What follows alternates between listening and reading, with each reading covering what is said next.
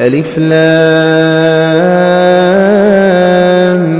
ميم. ذلك الكتاب لا ريب فيه هدى للمتقين الذين يؤمنون بالغيب ويقيمون الصلاة ومما رزقناهم ينفقون والذين يؤمنون بما أنزل إليك وما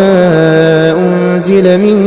قبلك وبالآخرة هم يوقنون أولئك على هدى من ربهم وأولئك هم المفلحون إن الذين كفروا سواء